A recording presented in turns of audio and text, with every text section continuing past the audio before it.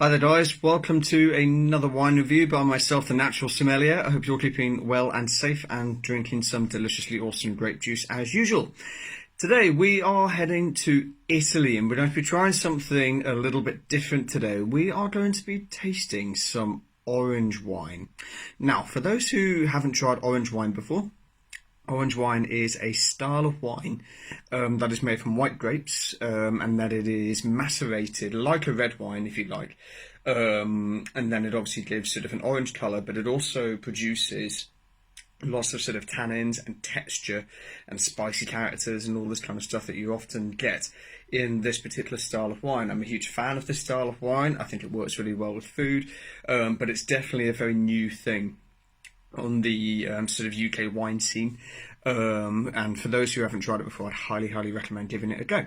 We're going to be heading, as I say, to Italy today, and we're going to be tasting the 2019 Corragio from Podere Sassi. Okay, these guys are a family-run winery based in Lazio, down in Italy. Lazio is a region just round the corner from Rome, and for many years supplied the great city of Rome with all of its wine. Okay, these guys are, as I say, a small family-run winery. They're 100% organic. This particular wine is a blend of Malvasia and Trebbiano. Okay, the wine itself has seen a complete stainless steel ferment with total sulfides of around 14 milligrams per litre, which isn't a vast amount, to be fair.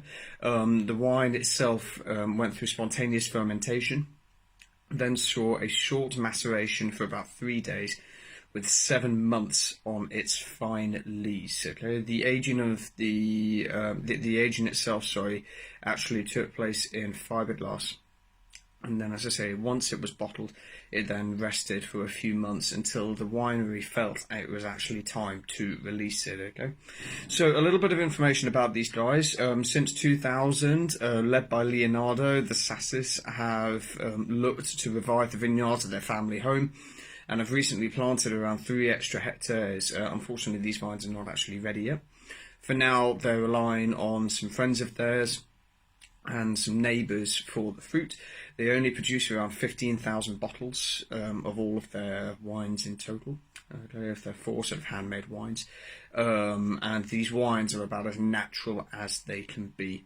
And this wine sort of speaks of the will of Leonardo and his family to take that sort of plunge, if you like, into making natural wines that are free from flavour-fixing additives, preservatives, synthetic chemicals, and just a true honest sort of representation of what they feel their land speaks for, their history speaks for, and obviously their delicious grape juice.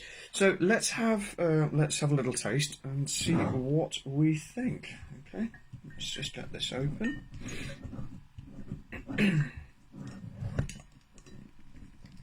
There we go. There we go. Oh wow, I wasn't expecting that, that's for sure. So, as you can see, for those who haven't tasted an orange wine before, the first thing that becomes very apparent is that striking orange colour. Okay, now it can be quite off-putting to a lot of people seeing a wine that actually looks like that, saying, "Oh my God, what the hell is that?" You know what I mean? But for many hundreds, if not thousands of years, actually, this is how wines have been made. You go to places like Georgia and stuff like that in Eastern Europe, they're still making wines in a very traditional manner, such as this. And for millennia, we as humans were drinking wines like this, and they are delicious. They are absolutely fantastic. They're not quite what people think they are. They're actually very dry. They can be very zesty. I haven't tried this particular one yet, so I'll have to wait and see. But as a general observation, that's what orange wines tend to be, okay? But let's have a little sniff and see what we think, yeah? Oh, lovely. So the first thing that comes out of me, comes out at me from the glass even, is that lovely sort of ripe, fresh, sort of tangerine-esque style fruit character to it. There's a lot of orchard fruit coming through as well, you know, sort of bruised apples and golden pears, which I quite like. It's a little bit spicy as well. I'm getting lots of aromas of sort of cardamom pods and stuff like that. It's really, really cool. Quite exciting. It's not really a floral style of wine. It's more on the spicy, fruity side of things. As I say, the wine hasn't seen any oak, so there's no oak sort of masking that or anything. I'm getting a little bit of minerality, a little bit of sort of a wet rock sort of character coming through as well. But yeah, let's have a taste.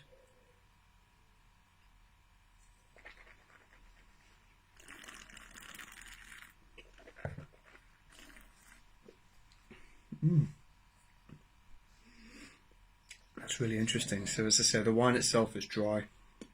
The wine has a medium body.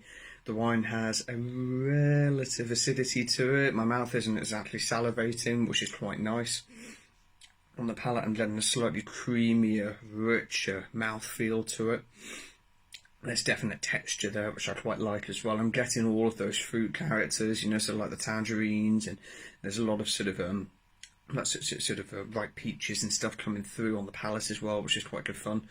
And I'm also getting all of that lovely orchard fruit, that bruised apple, golden pear, maybe a lovely aroma, sort of honeysuckle coming through on the palate as well, which is quite fun as well.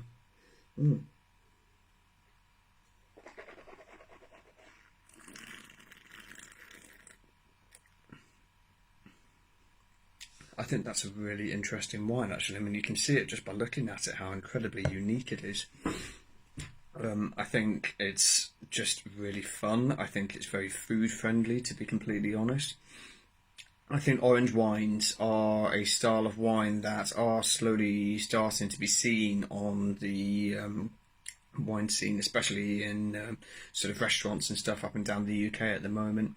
And for me, you can get some orange wines which are sort of on a scale of 1 to 10, 10 being really, really, really hardcore. They can be really, really hardcore. And don't get me wrong, I really like drinking them, they're great. But they're not to everybody's liking. I think this, for me, is a really great introduction to the world of orange wine, actually, and highly recommended for those who haven't tried orange wine before and maybe want to give something a little bit different a go. I definitely think it's worth going for. As I say, it's a fantastic blend of, you know, Malvasia and Trebbiano from a local region down in Italy. Small family-run winery. I mean, what more can you possibly ask for, really? So this wine, as I say, is available from www.beergb.com for £24.50. I do think it's worth £24.50, by the way. I think it's absolutely delicious. The wine's got texture. I'm personally going to decant it a little bit later on. And let it breathe a little bit, as we're going to be having it for dinner this evening. But also, don't forget to check out the guys at Beer GP on their Instagram pages, Beer Ambleside and Beer Clockermouth. They're currently working on some new stuff with their natural wine selections, as well as their amazing beer selection as well. Highly, highly, highly recommend again and having a look at that. But also don't forget to follow myself at The Natural Sommelier here on Instagram, okay? And also don't forget to check out my website, thenaturalsommelier.com, where I am working on some new material. You can read all of my latest articles, watch all of my wine reviews, and get in touch should you have any feedback as well. I would love to hear from you guys, okay? But until next time, cheers, stay safe.